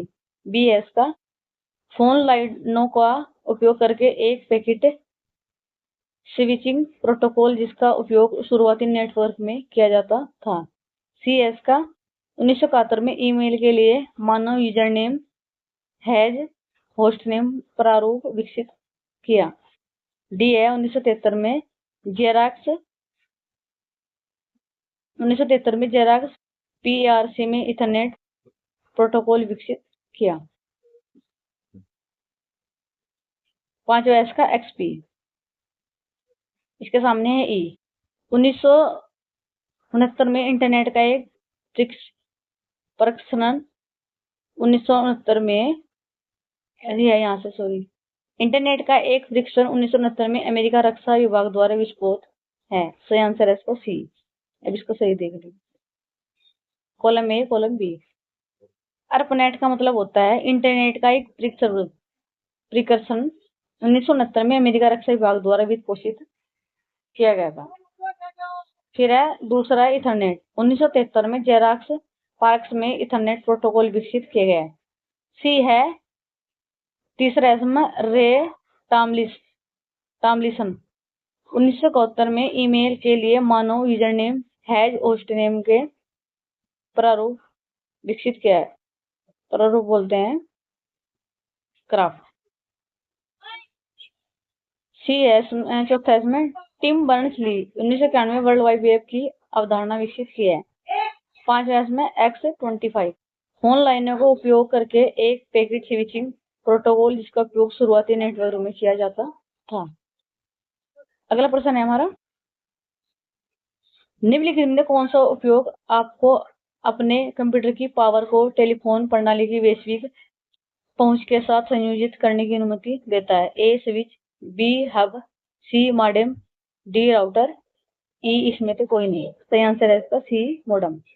मॉडेम या मोलूटर डिमोलूटर एक ऐसा उपकरण है जो डिजिटल सिग्नलों को एनालॉग सिग्नलों में से और एनालॉग सिग्नलों से डिजिटल सिग्नल में परिवर्तन करता है। यह आपके कंप्यूटर को टेलीफोन लाइन के माध्यम से इंटरनेट से जोड़ने में मदद करता है जिससे वैश्विक संचार संभव हो पाता है।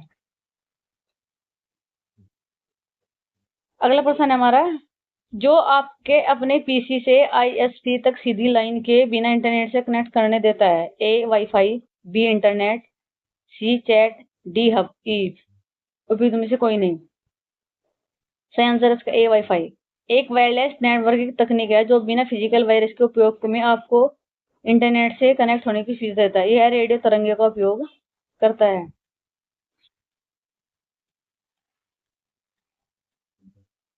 ताकि आप इंटरनेट सेवा प्रदाता के ISP के नेटवर्क से कनेक्ट हो सके। अगला प्रश्न है column A column B। Simplex channel दो उपकरणों के बीच सीधा कनेक्शन जैसे fibre optical. 2 half duplex channel B दोनों दिशाओं में एक साथ सिग्नल भेजता है। C full duplex channel C वाकी टाकी की तरह एक बार में एक दिशा में सिग्नल भेजता है। 4 पॉइंट टू पॉइंट चैनल कई उपकरणों द्वारा उपयोग किया जाता है वायरलेस नेटवर्क में सामान्यतः है। 5 है हमारा मल्टी पॉइंट चैनल। E केवल एक दिशा में सिग्नल भेजता है। सही आंसर है इसका C। Column A column B को मिलाइए। सिंप्लेक्स चैनल केवल एक दिशा में सिग्नल भेजता है। 2 है half duplicate channel walkie talkie की तरह एक बार में एक दिशा में सिग्नल भेजता है। 3 फुल डुप्लेक्स चैनल दोनों दिशाओं में एक साथ सिग्नल भेजता है। 4 है पॉइंट टू पॉइंट चैनल दो उपकरणों के बीच सीधा कनेक्शन जैसे फाइबर ऑप्टिकल। 5 है मल्टी पॉइंट चैनल कई उपकरणों द्वारा उपयोग किया जाता है वायरलेस नेटवर्क में सामान्य है।